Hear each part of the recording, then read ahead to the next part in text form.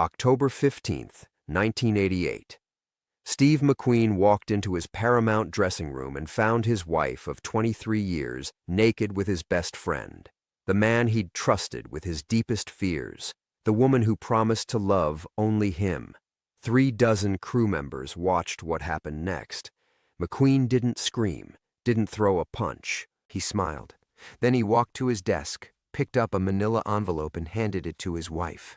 "Open it," he said. What happened in the next 10 minutes became Hollywood legend. Studio executives called emergency meetings because of it. And for 30 years, when people talked about Steve McQueen's final performance, they always came back to this moment. The moment McQueen proved that the best revenge isn't served hot or cold. Before we jump back in, tell us where you're tuning in from, and if this story touches you, make sure you're subscribed because tomorrow I've saved something extra special for you. The manila envelope. Neil's hands trembled as she reached for the envelope. The trailer had gone silent except for the hum of the air conditioning and the distant sound of crew members repositioning equipment outside. James, Steve's co-star and supposed best friend, scrambled to pull a sheet around himself, his face drained of color. Steve remained motionless by his desk, that unnatural smile still playing at the corners of his mouth. It was the same expression he'd worn in the Cincinnati Kid when he'd bluffed with a losing hand. Calm, controlled, deadly. "Steve, I can explain," James started. "No need." Steve's voice carried the same ice-cold precision that had made him famous in dozens of westerns. "Open the envelope, Niall." The manila paper crinkled as she broke the seal. Inside were photographs, black and white, professionally shot, crystal clear. Her breath caught. There she was with James at the Beverly Hills Hotel 6 months ago, at his Malibu beach house last Christmas, while Steve was supposedly filming in Mexico, in James's car outside a restaurant in Carmel. But these weren't amateur snapshots. They were surveillance photos, taken by someone who knew exactly where to position themselves, when to shoot, how to capture the most damning angles. Someone with resources. "How long have you—" Neil's voice cracked. 8 months. Steve adjusted his leather jacket with deliberate slowness. "Ever since you started being too tired for our Thursday dinners." James had gone completely white. "Jesus, Steve. We never meant for—" Steve's laugh was soft, almost gentle, which made it infinitely more terrifying than any shout would have been. "You never meant to get caught. Big difference." The trailer door opened with a sharp bang. Marcus Webb, the film's director, poked his head inside, then immediately tried to retreat when he saw the scene. But Steve's voice stopped him. "Come in, Marcus. This concerns you too." Webb reluctantly entered, his eyes darting between the three of them. He was a nervous man under normal circumstances, all twitching energy and caffeine jitters. Now he looked like he might collapse. "We have a problem," Steve continued, settling into his director's chair like a king holding court. "See, James here was supposed to be my co-star in this picture, but I'm thinking the studio might want to reconsider that arrangement." "Steve, please," Niall whispered. She'd managed to wrap herself in a robe, but the photographs were scattered at her feet like accusatory confessions. "Our marriage, we can work through this. People make mistakes." "Mistakes." Steve tasted the word slowly. "Like when you told me you were visiting your sister in Phoenix last month? The same weekend James was supposedly at a film festival in Tucson?" He pulled out another photograph, this one showing them together at a resort in Scottsdale. "Geography was never your strong suit, sweetheart." Marcus Webb cleared his throat. "Look, Steve, I know this is personal, but we've got 40 crew members outside and a schedule to maintain. Cancel today's shoot." The words hung in the air like a death sentence. In 1988, Steve McQueen didn't cancel shoots, ever. His professionalism was legendary, even when he was dying of mesothelioma, something only his closest confidants knew. "I need to make some phone calls," Steve continued. "Marcus, you'll want to contact the studio executives. Tell them we're going to need some script revisions." "What kind of revisions?" Webb's voice had climbed an octave. Steve stood up slowly, his movements controlled and predatory.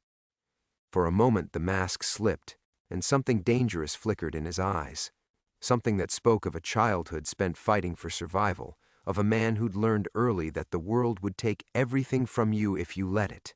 The kind where James's character dies in the first act instead of the third. James finally found his voice. "You can't do this. I have a contract." So did I. Steve's smile returned, colder now. 23 years of marriage is a kind of contract too, but apparently those don't mean much to you. He walked to the trailer door and paused, his hand on the handle. When he turned back, his face had transformed again. Now he looked almost sad, like a father disappointed in his children. You know what the funny thing is? I would have forgiven the affair. Hell, I might have even understood it. But you picked him, Nail.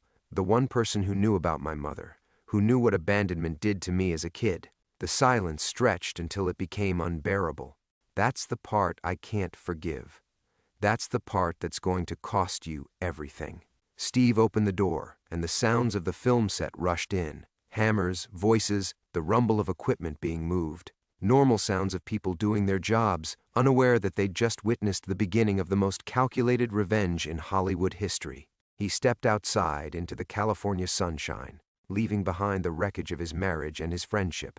The real performance was just beginning. The weight of masks. The California sun felt different against Steve's face as he stepped down from the trailer, harsher, more exposing, like stage lights revealing cracks in carefully applied makeup. He stood there for a moment, letting the familiar chaos of the Paramount lot wash over him. The smell of sawdust and fresh paint from the set construction, the distant hum of generators, the rapid-fire conversations between grips and electricians, normal sounds, safe sounds, sounds that had been his sanctuary for 30 years. Behind him, the trailer door clicked shut with a finality that seemed to echo across the decades. Steve pulled a cigarette from his jacket pocket, his fingers steady despite everything. The flame from his lighter danced in the slight breeze, and he drew the smoke deep into his lungs, feeling that familiar burn that had become as much a part of him as his heartbeat. The doctors had told him to quit, especially given his condition, but today seemed like a poor time for healthy choices. A young production assistant hurried past, clipboard clutched to her chest, and Steve caught a whiff of her perfume, something light and hopeful. It reminded him painfully of Neil when they'd first met, back when she'd been a Broadway dancer with stars in her eyes and he'd been just another hungry actor from the Midwest, both of them believing that love could conquer the particular darkness that Hollywood specialized in. He'd been 26 then, already carrying the weight of a childhood that had taught him that people left. His mother, Julia, had been a master class in abandonment, dropping him with relatives when he became inconvenient, picking him up when she needed something, disappearing for months at a time while he learned to fend for himself on the streets of Slater, Missouri. The lessons had been brutal but effective. Trust no one completely, always have an escape plan, and never let them see you bleed. But Niall had been different, or so he'd convinced himself. She'd seen through his carefully constructed armor during those early years, past the tough guy persona he'd borrowed from Jimmy Dean and Marlon Brando, past the motorcycle and the leather jackets and the studied indifference. She'd found the scared kid underneath and hadn't run. For 23 years, she hadn't run, until she had. Into the arms of the one man who knew exactly where to aim the knife. Steve took another drag, watching Vantage. His mother would have been proud, if she'd lived long enough to see it. She'd taught him early that survival meant being willing to hurt others before they hurt you. "Mr. McQueen?" Steve turned to find Tommy Rodriguez, the second assistant director, approaching cautiously. Tommy was good at his job, competent, discreet, observant, the kind of man who noticed when something was wrong but knew better than to ask direct questions. "Tommy, Marcus asked me to let you know we're moving today's interior shots to tomorrow, giving everyone a long lunch." Tommy paused, studying Steve's face. "Everything okay, boss?" Steve smiled, and he could feel it happening. That transformation he'd perfected over decades of performing. The real Steve McQueen, the one with the shattered childhood and the growing tumor in his chest, slipped away like a snake shedding skin. In his place stood the icon, cool, controlled, untouchable. "Just working through some script changes," he said. "You know how it is. Sometimes the story needs to go in a different direction." Tommy nodded, but Steve caught the flicker of confusion in his eyes. After 30 years in Hollywood, Steve had developed an almost supernatural ability to read people, to see past their performances to the truth underneath. It was a skill born of necessity, honed by betrayal, perfected by survival. He could see that Tommy knew something significant had shifted, even if he didn't understand what. Could see the way the young man's shoulders tensed, the way his grip tightened on his walkie-talkie. Fear was contagious in Hollywood, especially when it emanated from someone with Steve's power. "Anything you need from me?" Tommy asked. "Not yet," Steve said, dropping his cigarette and grinding it under his boot heel. "But stay close to your phone tonight. Tomorrow's going to be a very different kind of day." As Tommy walked away, Steve pulled out his own phone, a bulky Motorola that weighed nearly 2 pounds, but had the advantage of being completely secure. He had calls to make, favors to collect, carefully planted seeds of information to water. The hawk above had found its prey, a small rabbit that had wandered too far from cover. Steve watched the bird circle lower, tightening the spiral, taking its time. Patience was everything in hunting. He thought of Nail and James, probably still sitting in his trailer, probably trying to figure out how to salvage something from the wreckage. They didn't understand yet that the wreckage was the point. The real performance was just beginning, and Steve McQueen had never given a bad performance in his life. He wasn't about to start now. Inciting incident. Steve was halfway through dialing when the Motorola rang in his hand, its shrill tone cutting through the ambient noise of the studio lot like a scream. He glanced at the display, a local number he didn't recognize, which in his world meant either a wrong number or something worth paying attention to. McQueen. "Is this Steve McQueen, the actor?" The voice was elderly, female, with the careful diction of someone who'd spent a lifetime choosing words precisely. "Depends who's asking." A pause. Then, "My name is Dorothy Kellerman. I was your mother's neighbor in Slater, Missouri, back in 1942. The cigarette slipped from Steve's fingers, landing in the dust at his feet. 46 years collapsed into nothing.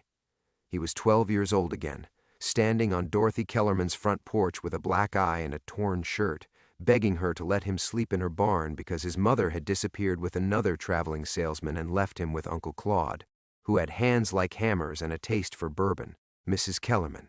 His voice sounded strange even to himself. "I thought you'd be dead?" "I should be. I'm 89 next month." Her laugh was dry as autumn leaves. "But there's something I need to tell you before I meet my maker. Something about your mother. Something I should have told you years ago." Steve pressed the phone tighter against his ear, acutely aware of the crew members moving around him, of Marcus Webb gesticulating frantically at his assistant director 50 yards away, of the normal chaos of Hollywood continuing while his world tilted sideways. "What about her?" "She didn't abandon you that last time, Stephen. In November of 42, when she disappeared for 3 months and you ended up in the reformatory, she didn't run off with that salesman." The words hit him like physical blows. Steve found himself leaning against a equipment truck, his legs suddenly unreliable. "What are you talking about?" "She came to me the night before she vanished, beaten up worse than I'd ever seen her, and Lord knows I'd seen her beaten plenty by those men she took up with. But this was different. This was calculated, professional." Steve's mind raced, pulling at threads he'd buried decades ago. His mother's final disappearance had been the thing that broke him, not because it was unexpected, but because it was so complete. No note, no goodbye, no trace, just gone, leaving him to face Uncle Claude's fists and the reformatory's cruelty alone. "Who?" The word came out as barely a whisper. Men in expensive suits. They knew things about her, about debts she owed, things she'd seen, people she could hurt with what she knew. Hollywood people, Stephen, studio fixers. The lot around him seemed to fade into background static. Steve was aware of his heart hammering against his ribs, of the taste of copper in his mouth, of the way his carefully constructed world was cracking like ice in spring. What did they want? Silence, permanent silence. She'd been working as a companion to some powerful men in Los Angeles, politicians, studio executives, men who couldn't afford scandals. Dorothy's voice grew softer, sadder. She'd kept a diary, she told me. Names, dates, photographs. Insurance, she called it.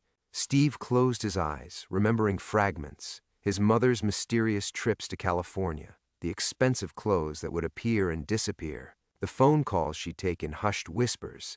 He'd been too young to understand then, too angry later to want to understand. They made her an offer, Dorothy continued. Disappear completely. Leave Missouri, never contact anyone from her old life again, and they'd give her enough money to start over somewhere else. Refuse, and they'd make sure she never bothered anyone again. And she chose the money.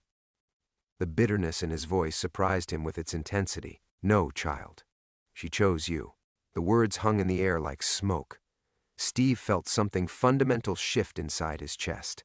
Not breaking, but realigning.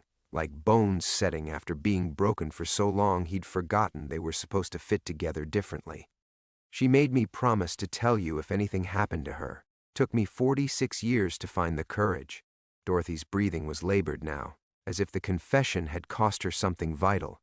She died in 1963, Stephen. Car accident outside Bakersfield. But she never stopped watching over you from a distance. Never stopped being proud. Steve opened his eyes and found himself staring at his trailer, where Neil and James were probably still trying to salvage their betrayal into something manageable. The irony was so complete it made him laugh, a sound devoid of humor. All these years he'd built his armor against abandonment based on a lie. His mother hadn't chosen to leave him.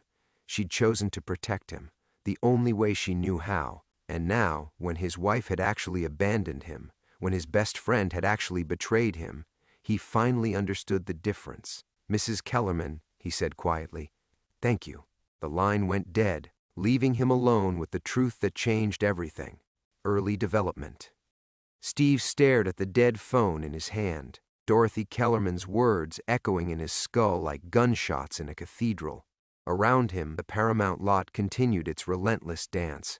Grips hauling equipment, makeup artists rushing between trailers, the endless ballet of movie-making that had been his refuge for 3 decades. But now it all felt distant, as if he were watching through thick glass. His mother hadn't abandoned him. The foundational truth of his existence, the bedrock of pain upon which he'd built every relationship, every defense, every carefully calculated distance, was a lie. The irony was so brutal it made his chest ache. Here he was, finally discovering that his mother had loved him enough to disappear, on the same day his wife had loved him little enough to betray him. The universe's sense of timing was either perfect or perfectly cruel. Steve pocketed the Motorola and started walking, his feet carrying him automatically toward the commissary. He needed coffee. He needed to think. He needed to pretend that everything was normal while his entire worldview rearranged itself like tectonic plates shifting beneath the Earth's surface. The commissary was half empty, caught in that dead zone between breakfast and lunch. Steve recognized a few faces, character actors grabbing quick bites between scenes, a table of writers hunched over their scripts, their conversation a low hum of creative anxiety. No one looked at him directly, but he could feel the weight of their awareness. In Hollywood, Steve McQueen didn't just occupy space, he commanded it. He poured himself coffee from the self-service station, black as motor oil, and found a corner table where he could watch the room without being watched. It was a habit born of childhood vigilance, refined by years of fame. Always know where the exits are. Always keep your back to the wall. Steve? The voice made him look up. Patricia Morrison, the film's costume designer, stood beside his table with a concerned expression that looked genuine, despite the industry's talent for manufacturing sincerity. Patricia was one of the few people in Hollywood he actually trusted, a 60-something veteran who'd worked with everyone from John Wayne to Brando, and who possessed the rare quality of treating stars like human beings instead of mythology. Patricia. He gestured to the empty chair across from him. Sit. She settled into the chair with the careful grace of someone whose knees had spent too many years kneeling on costume fitting room floors. Marcus is walking around like a man who's seen a ghost. Half the crew thinks you're sick again, and the other half thinks you're about to fire someone. She paused, studying his face with the practiced eye of someone who'd spent 40 years reading actors.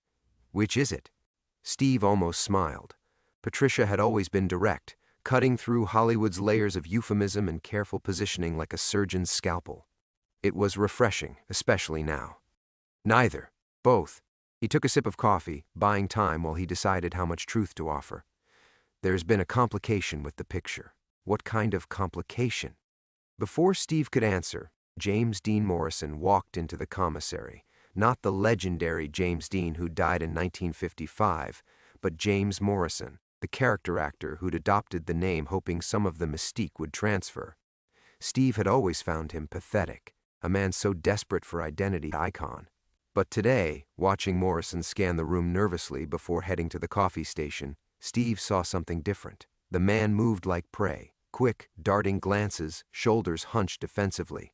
He was afraid. The realization hit Steve like cold water. Word was already spreading. In Hollywood, secrets had a half-life measured in minutes, and the news that Steve McQueen was planning revenge would travel faster than wildfire in August. Steve? Patricia's voice pulled him back to the conversation. You're scaring me a little here. Good, he said, surprising himself with the honesty. Maybe you should be scared. Patricia leaned back in her chair, her expression shifting from concern to something approaching alarm. Steve watched her reassess him, saw the moment when she stopped seeing Steve McQueen the colleague and started seeing Steve McQueen the predator. It was happening everywhere, he realized. The careful ecosystem of the studio lot was responding to some invisible change in atmospheric pressure. Conversations quieted when he passed. People avoided direct eye contact. Even the craft services girl had hurried past his table without offering him the customary compliment of pastries. They sensed something dangerous in the water, and their survival instincts were kicking in. Steve stood abruptly, leaving his coffee untouched. I need to make some calls. Steve, wait. But he was already walking away, leaving Patricia alone at the table with her confusion and her growing fear. As he pushed through the commissary doors, Steve caught a glimpse of his reflection in the glass, and for a moment he didn't recognize the man staring back. The king of cool was gone. In his place stood something harder, hungrier, something that had finally stopped pretending to be safe. The payphone outside Stage 7 was an anachronism even in 1988, a relic from the days when studio executives conducted their darkest business on lines the feds couldn't tap. Steve fed it quarters and dialed a number he hadn't called in 15 years. Moretti Investigations. It's McQueen. I need to see Eddie. Tonight. A pause. Eddie don't take meetings no more, Mr. McQueen. Retired. Tell him it's about the Kellerman file. Tell him I know what happened to my mother. The line went quiet for so long Steve thought the connection had died. Then, Musso and Frank's. Back booth, midnight. Steve hung up and immediately dialed another number. This one from memory, muscle, and bone, remembering what his conscious mind had tried to forget. Paramount Pictures, Mr. Wasserman's office. This is Steve McQueen. I need 5 minutes with Lou. I'm sorry, Mr. McQueen, but Mr. Wasserman is in meetings all. Tell him I want to discuss my mother's diary. Tell him I know about the photographs. The secretary's breathing changed, became shallow and quick. Please hold. 30 seconds later, Lou Wasserman's voice crackled through the receiver, older now, but still carrying the authority of a man who'd built MCA into the most powerful agency in Hollywood before transforming Universal into an empire. Steve. It's been too long. Not long enough, Lou. A chuckle that sounded like gravel in a cement mixer. I heard you might be calling. Funny thing about the past, sometimes it doesn't stay buried as deep as we isn't it? A woman betrays you, and suddenly you're interested in ancient history. Suddenly you want to dig up graves that should stay buried. The paternal tone shifted, became something colder. Your mother kept detailed records, Steve. Names, dates, photographs, just like Dorothy told you, but she also kept records of other things. Things that could hurt people who are very much alive. Steve's mind raced through the implications. You have the diary. We've always had the diary. Your mother was careful, but not careful enough. The question is, what are you going to do with what you know? Across the lot, Steve could see his trailer. Through the window, he caught a glimpse of movement. Neil's silhouette, gesturing animatedly. Still trying to manage the situation, probably. Still believing this was about her infidelity, her choices, her carefully constructed lies. She had no idea that her betrayal was just the spark that had lit a fuse, leading back to secrets that predated her existence. I want to see it, Steve said. "The diary. That can be arranged. But understand, Steve, some knowledge comes with a price. Your mother learned that. Others have learned it since." The line went dead, leaving Steve alone with the dial tone and the terrible understanding that his revenge had just become something much larger and more dangerous than destroying his wife's career. He'd stumbled into a game that had been running since before he was famous, since before he was anything more than a scared kid from Missouri whose mother had loved him enough to disappear. The men who'd destroyed his family were still here, still pulling strings, still eliminating threats with the casual efficiency of gardeners pruning roses. But they'd made one crucial mistake. They'd let him become Steve McQueen first. As he walked back toward his trailer, Steve caught his reflection in the window of a grip truck. The face staring back was his father's, not the man who'd abandoned him, but the one he'd never known, the face of someone who'd learned that in Hollywood, you were either predator or prey, and switching sides required a willingness to become something you'd never imagined. The scared kid from Slater was gone forever. In his place stood something that understood exactly how dangerous the truth could be. Steve stood motionless outside his trailer, watching shadows move behind the thin curtains. Neil's voice carried through the aluminum walls, still explaining, still justifying, still playing the role of the wronged woman who'd been caught in an unfortunate moment. James's deeper tones provided counterpoint, the two of them orchestrating their defense like seasoned performers hitting their marks. But something in their rhythm felt wrong, too practiced, too smooth.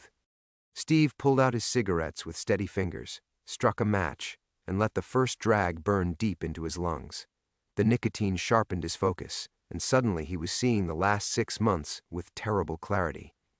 Neil's sudden interest in visiting James's Malibu house, her new habit of taking phone calls in the other room, the way she'd started suggesting Steve take more location shoots, longer trips away from Los Angeles. They hadn't been caught in the beginning of an affair. They'd been caught in the middle of one. The trailer door opened and James stepped out, adjusting his collar with the careful precision of a man trying to erase evidence. He spotted Steve immediately, and for a split second his mask slipped. What showed underneath wasn't guilt or shame, it was calculation, cold, predatory assessment. Steve James's voice carried just the right note of remorseful authority. "We need to talk, like men." "Do we?"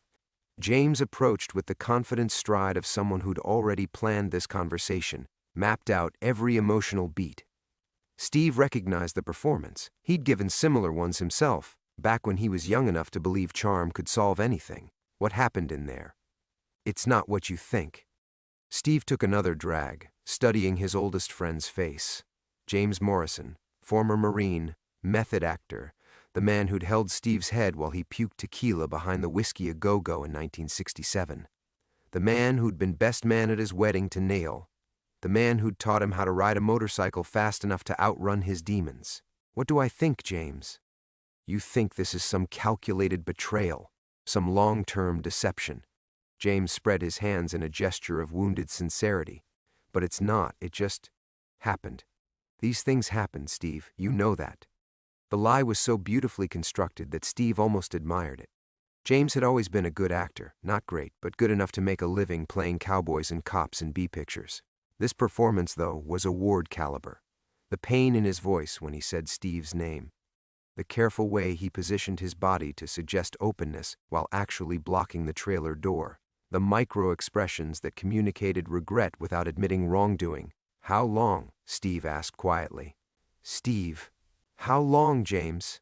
A pause. James's jaw tightened almost imperceptibly, the first crack in his facade. "Does it matter? Humor me." 3 months, maybe 4.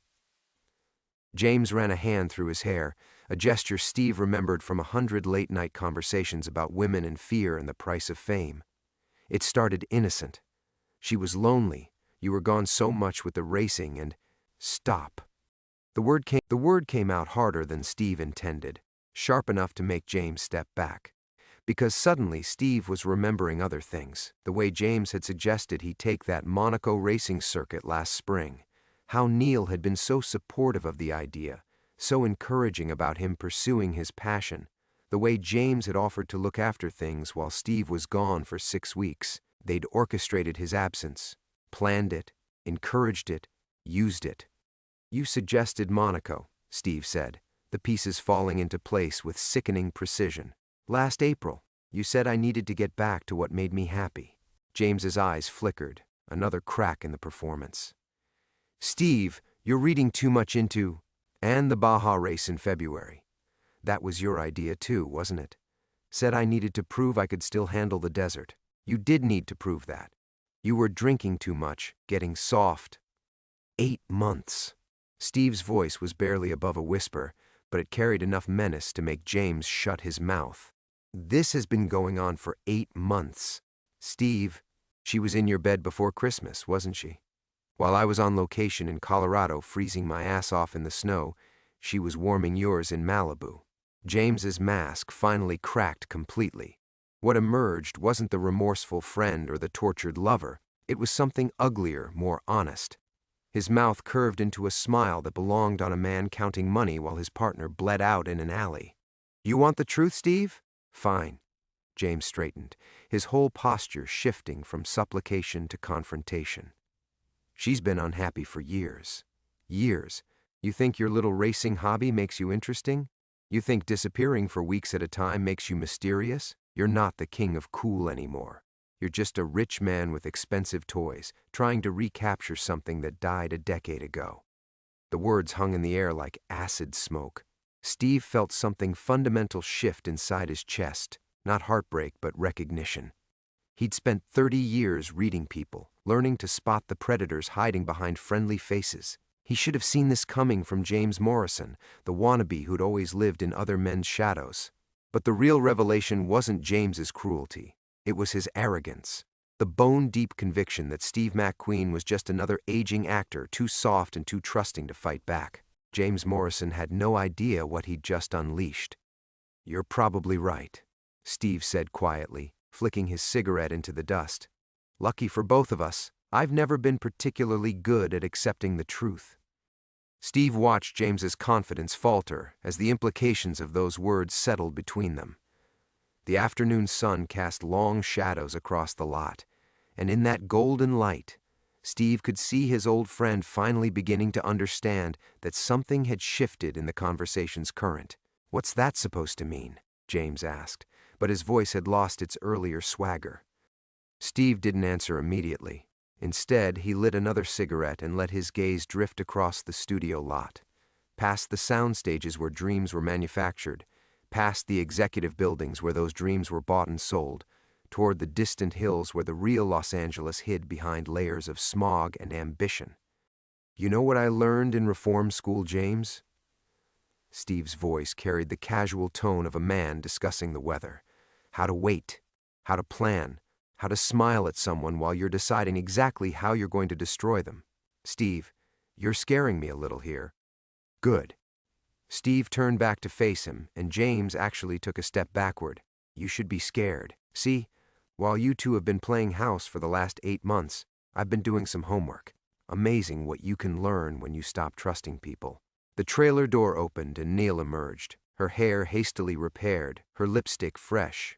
She'd changed clothes, gone from the intimate silk blouse to something more conservative, more wife-like. Even now she was performing. Steve, darling, we really need to... Tell me about the photographs, Steve said, his eyes never leaving James's face. The effect was immediate and devastating. James went pale, and Neil's carefully constructed composure cracked like ice on a windshield. They exchanged a look, quick, panicked, and Steve felt something cold and satisfied settle in his chest. What photographs? Neil's voice was steady, but Steve could hear the hairline fractures underneath. The ones Eddie Moretti took. From your little weekend in Carmel last month. Steve took a long drag and exhaled slowly. Professional quality, very artistic, still trapped in their narrow world of adultery and betrayal, unaware that they'd wandered into something much larger. How long have you known? Niall whispered. Longer than you think. Not as long as I should have. Steve dropped his cigarette and ground it under his heel with deliberate precision. But that's not the real question, is it? The real question is, what am I going to do about it? James straightened, some of his earlier bravado returning. Look, Steve, I know you're hurt. I know this looks bad. But you're talking like some kind of gangster movie. This is real life. These are real people. Your friends. My friends. Steve repeated the words like he was tasting something bitter. Right. Like Dorothy Kellerman was my friend. Like Lou Wasserman was my friend. Like my mother's friends who helped her disappear when I was 12. The names hit them like physical blows. Steve watched recognition dawn in their faces, not understanding, but the terrible awareness that this conversation had just expanded beyond their comprehension. They were actors who'd wandered onto the wrong stage, delivering lines from the wrong script. Steve, Neil said carefully, what does your mother have to do with everything? The word came out flat and final. She has to do with everything. With how I learned not to trust. With how I learned that everyone eventually leaves. With how I learned that the only person who'll protect Steve McQueen is Steve McQueen. He looked at them both, these people who'd shared his bed, his table, his secrets, and felt the last vestiges of the frightened boy from Slater finally die. They'd given him the gift of absolute clarity. In betraying him, they'd freed him from the burden of believing he was anything other than what the world had made him. You want to know what I'm going to do? Steve asked, his voice dropping to something barely above a whisper. I'm going to show you both what happens when you mistake kindness for weakness, when you confuse love with stupidity. He turned and walked away, leaving them standing outside his trailer like actors who'd forgotten their lines. Behind him, he could hear Neil calling his name, could hear James's urgent whispers, but their voices sounded distant and unimportant. By midnight tonight, everything would be different. The diary would be in his hands. The photographs would be delivered.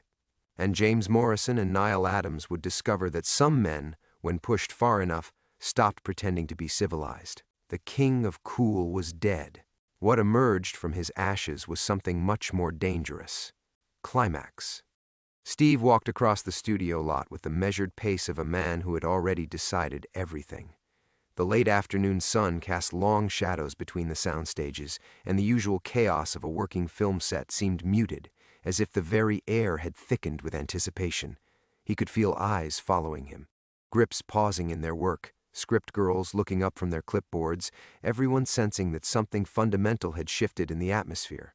He found Lou Wasserman exactly where he'd expected, in the executive dining room on the second floor of the administration building, sitting alone at a corner table with a cup of coffee and a leather portfolio that looked older than some of the actors on the lot. Wasserman looked up as Steve entered, and his weathered face creased into something that might have been a smile on a man with more warmth in his blood. Punctual as always, Wasserman said, gesturing to the chair across from him. Coffee? Steve sat down without removing his sunglasses. Where is it? Direct. I appreciate that in a man your age. Wasserman pushed the portfolio across the table with 2 fingers. Your mother was quite the writer, detailed, methodical, some might say obsessive. Steve's hands remained motionless on the table. He stared at the portfolio for a long moment, understanding that opening it would change everything, not just his understanding of the past, but his relationship with it.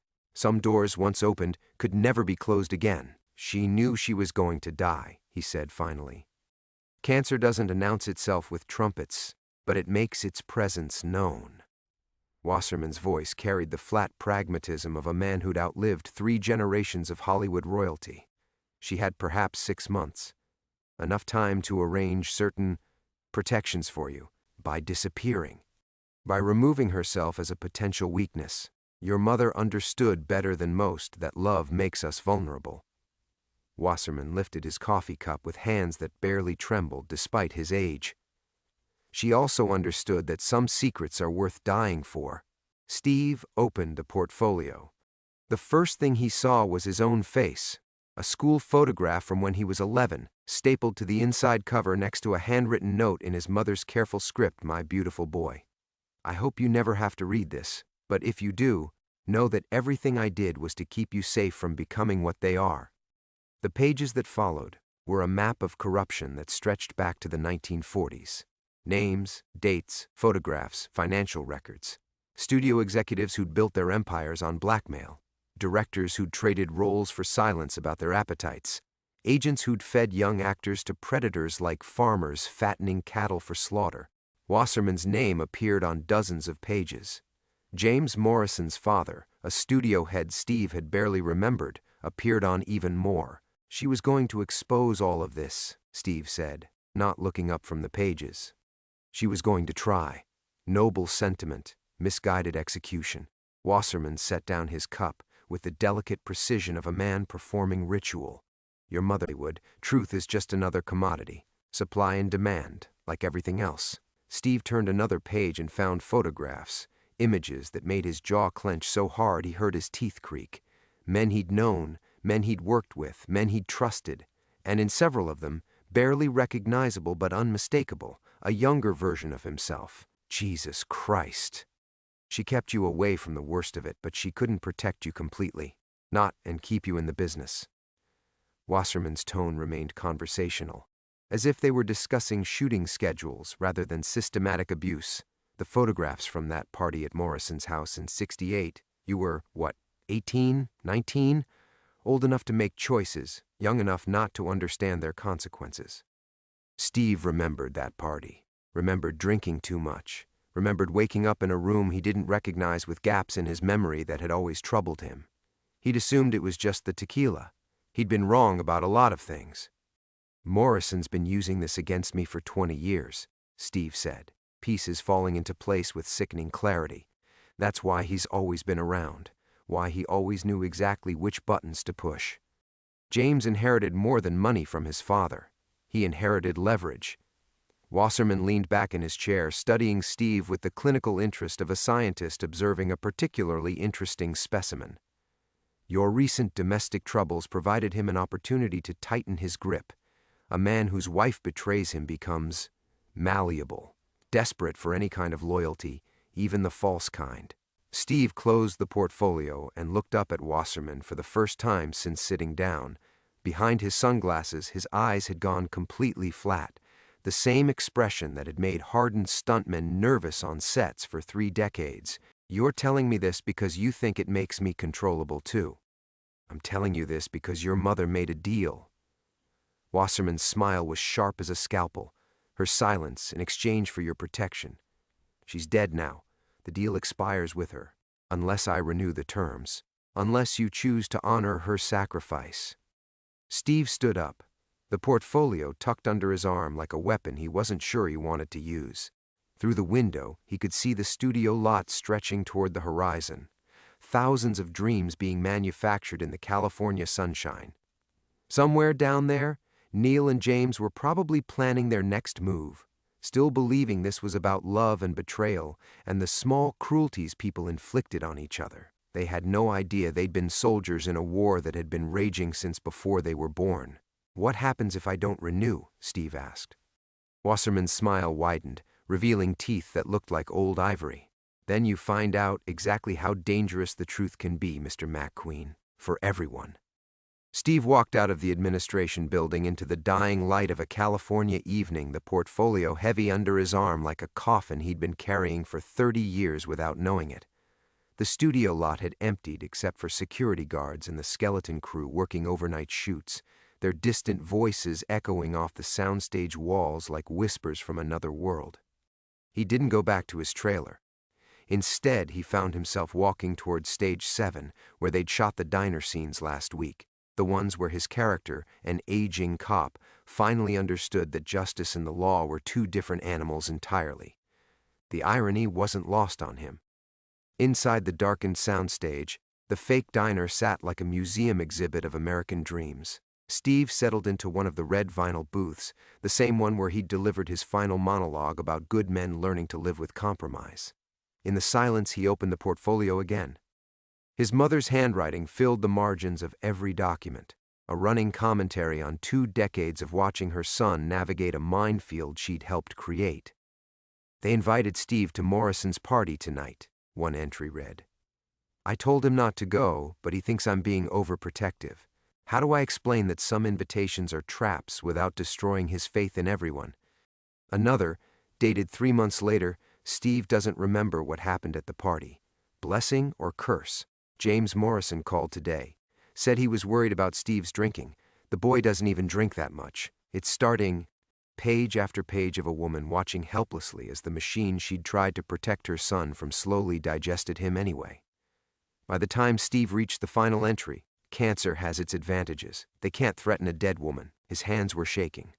The truth was both simpler and more complicated than he'd imagined. There had been no grand conspiracy, no masterful manipulation, just a system that fed on weakness and a woman who'd spent her life trying to hide her son's vulnerabilities from predators who specialized in finding them. She'd made deals with devils to buy him space to become strong enough to protect himself. She'd died before seeing if her investment had paid off. Steve closed the portfolio and lit a cigarette, the flame from his lighter casting dancing shadows across the fake diner walls. For the first time in months, his hands were steady.